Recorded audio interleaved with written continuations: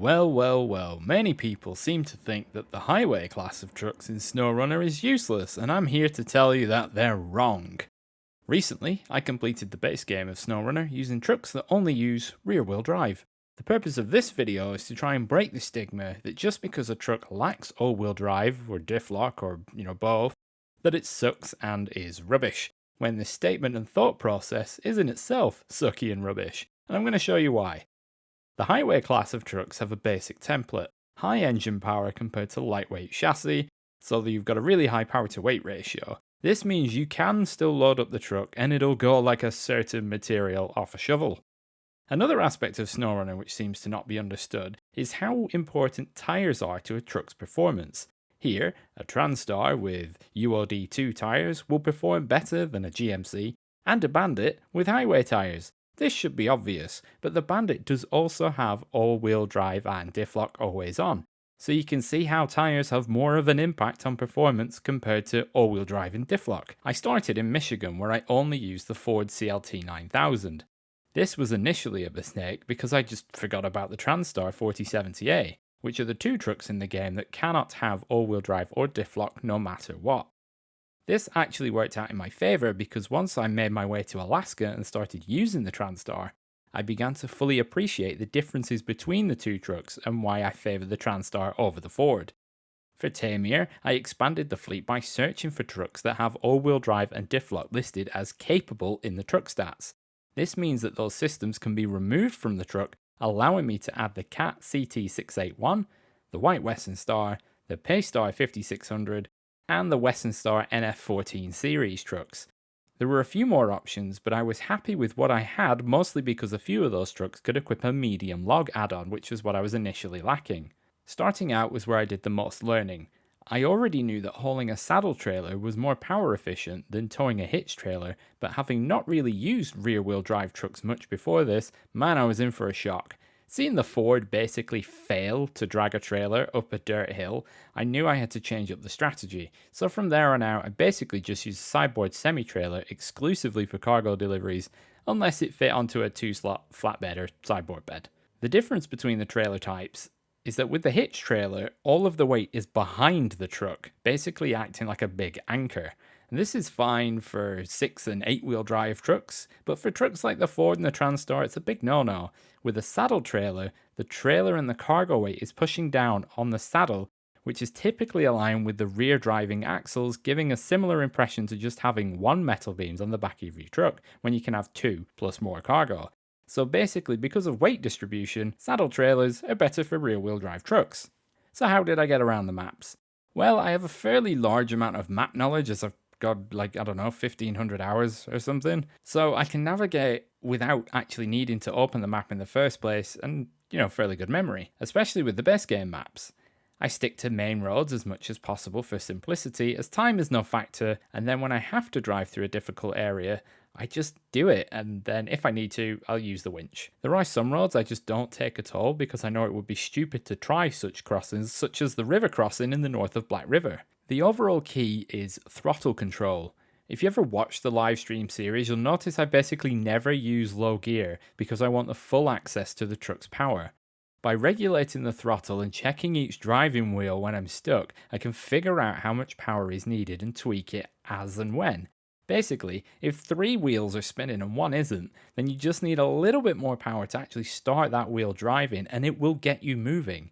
You learn to adapt to the terrain and the cargo will help adjust your performance as well. Though I didn't use this technique as much until Tamir, it's still worth talking about, and that is adding ballast to the truck for exploring.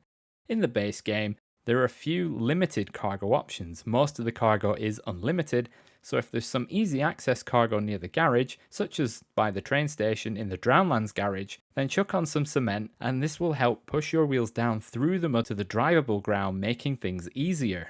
When loaded up with a semi-trailer, your truck's performance is rather good, which further allows for better off-roading, and here you can see my preferred routes for Black River and Smithville Dam, and you'll notice certain areas I just avoid on purpose, which is mostly anything that involves water. Moving on to Island Lake and Drummond Island, Island Lake was suspected by viewers to be the worst of the Michigan maps, but I had all the contracts wrapped up within about 3 hours using just one Ford with a low saddle trailer, and you can see the trimmed down version of that here in this video. Yes, there are some slow areas, but if you're methodical with clearing roadblocks and building bridges and trying not to jump ahead, then yeah, Island Lake is pretty straightforward. There's a lot of fuel in it and it's got a trailer store. You do only need one truck. And then of course, yes, obviously from time to time I do need to use the winch, but who doesn't?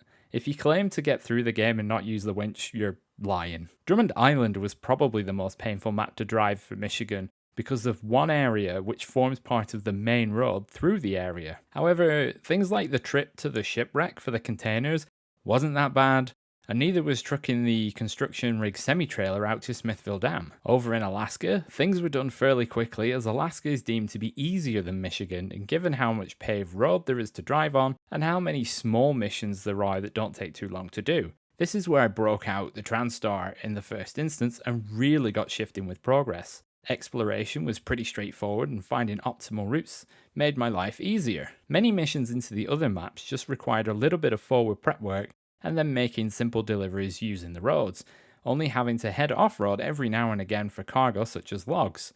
The most testing missions were definitely the oil rig semi-trailer missions like the one in Northport, and this one took me 3 attempts, though I think I spent half a stream on the Mountain River to Northport mission as it tipped over, and I was determined to not restart the mission and to get the trailer back on its wheels using trucks an eighth of its size. Shifting over to Pedro Bay wasn't hard, it was actually easier than I anticipated, and I only had 2 or 3 spots that I needed to winch to every time because of the depth of the mud. Heading into Tamir, I was a little apprehensive as there was a lot more deep mud, fewer paved areas, and the weather is 90% fog and rain, so you just can't see.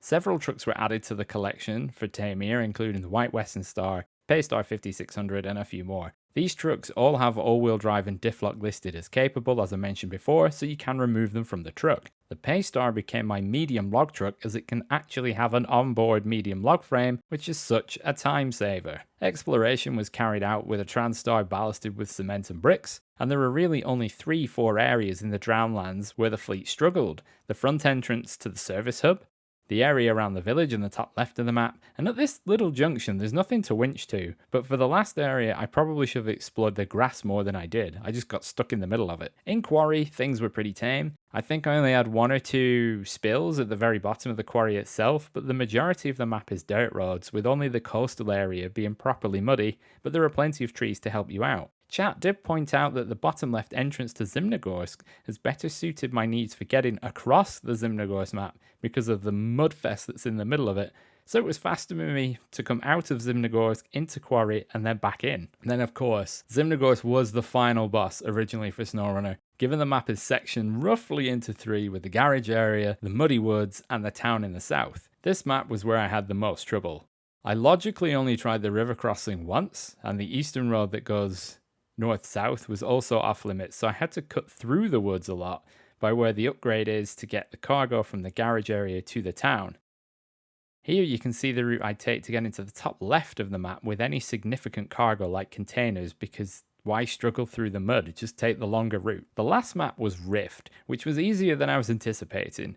The key memory I had from Rift from years ago was on the initial release and trying to haul that damn Tatterin out of the rocky depression, but the Transtar actually managed it like a boss. Again, I sussed out a few route options and cut across the grass where the roads are more dangerous and stuck to the easier terrain. Tamir's contests are actually very straightforward even for highway trucks. You use your established routes to your advantage and you can often finish with a gold medal pretty easily every time. So I hope you've enjoyed this quick guide to playing without all-wheel drive and diff lock. Just remember that throttle response is key, and that although I do understand that with say a keyboard or playing on the Switch you can't moderate the throttle input, then there's nothing I can do about that. But if you're using like a PlayStation or an Xbox controller like I do, you can moderate the power input so easily to just actually slow things down and get out of the mud without any issues. So part 2 will cover the Ford and the Transtar, so you can click on the video on screen, and if you've watched both parts then let me know down below and be sure to like the video and have a great day.